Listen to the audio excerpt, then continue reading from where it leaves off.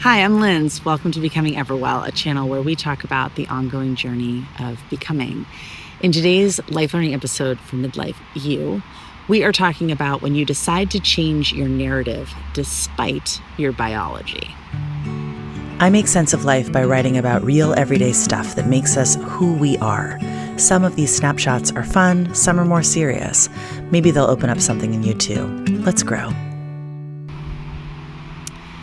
Despite my reverence for growing plants, I don't have a green thumb. Every Mother's Day weekend, for instance, I acquire perky plants with great optimism for the season's outdoor pots and beds.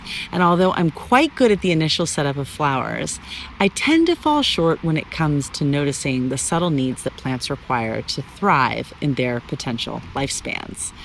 Daily watering fades to sporadic watering by end of July, and it hardly crosses my mind to prune.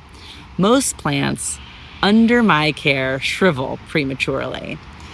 We acquired a fiddle-leaf fig when we opened Everwell over 5 years ago. It stood with fullness and poise in our space like a leafy bell of the Everwell wall. We'd had a calendar reminder every Friday to water her and clean her leaves, even ensuring proper techniques for her variation.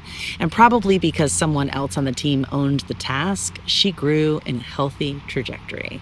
She actually got so massive that we hired an expert to come in to prune her and help prop her up with an added stake and some twine. And then we closed the Everwell space and shifted to working from home. In the end, the fiddle-leaf fig resided with me, and she's been a fixture in my family room for over 3 years. But she's gotten spindly and enormous and brittle and sad, more outstretched branches than lush greens. I haven't treated her with the attention she'd once received. I water her when I think of it, maybe every 3 weeks, and dust collects on her. I'm sentimental about her. I claim to love her, even though my actions toward her wouldn't suggest as much. So although my family isn't a fan of her overgrown and intrusive presence, they endure her. Until recently, when I was away for a day and my husband decided to seize the opportunity and move her to my office, which is really just a corner of our playroom / craft room / game room / band room, and where the Peloton and dogs crates also reside. This catch-all room above our garage is at maximum capacity, and now I've got this giraffe of a plant that I'm unwilling to part with. Stuck with my giant plant in my sacred daytime workspace, I have a choice. 1, I can pretend that she's not an eyesore and can continue to provide her with minimal care so that she pathetically lives on. 2, I can let her die. 3, I can offload her and make her someone else's project by gifting her to a friend with a proper plant know-how. Or 4, I can make space to learn how to tend to her and give her the chance to grow into a better life. It's corny, but she's more than a plant to me. Somehow, this fiddle-leaf fig has come to symbolize my relationship to Everwell. Both the business and the fig tree started out so strong, and both have struggled to thrive. Everwell began as a passion project, bloomed vigorously into a brick-and-mortar business, and then took a strange and distressing growth turn when the pandemic's havoc hit. It's taken me years to regain confident footing and redesign my purpose and the business model. And the fig tree's diminishing appearance seemed to mirror my inner disappointment about Everwell's evolution. The plant felt like a truth I hadn't been willing to confront. And although I've picked myself back up and have given Everwell renewed life and direction, I neglected the plant.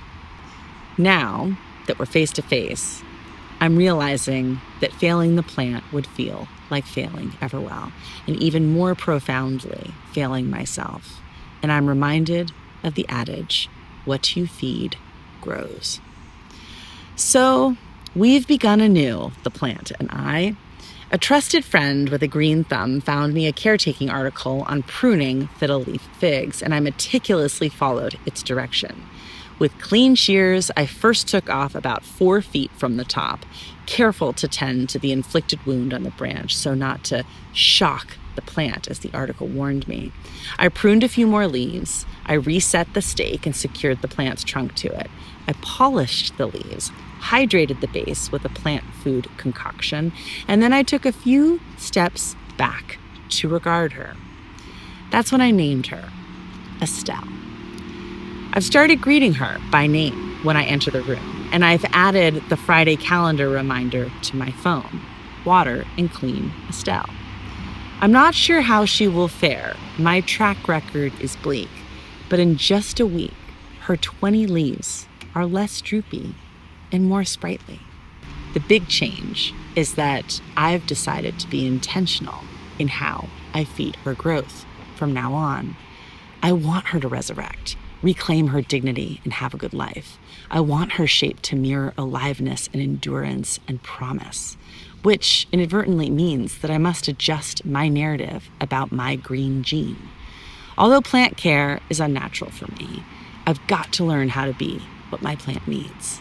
Her health is on me, and because I want her to thrive, I must commit to her. Simple as that. What you feed grows. That obviously goes for plants, but it also goes for many aspects of our lives. A passion, a vice, a healthy relationship, a toxic relationship, an inner cheerleader, an inner critic. What are you feeding in your life? What are you allowing to grow? And where might you have an Estelle that's being ignored at the moment, but could become, with just a bit more of your intentional care, a vibrant and positive part of your life? We're in growing season, my friend. Let's grow. Thanks for being here with me today. Summer vibes are alive here in my backyard, and I'm glad you met me here. You can learn all about me on my website, lindsayhurdy.com, or better yet, go to my Substack, lindsayhurdy.substack.com. All of my weekly essays are published there, and it's a growing community, and I'd love to have you there too. Thanks for being here today. Until next time. Be sure to like and subscribe and click that bell to get alerts for new posts. I'd be ever grateful.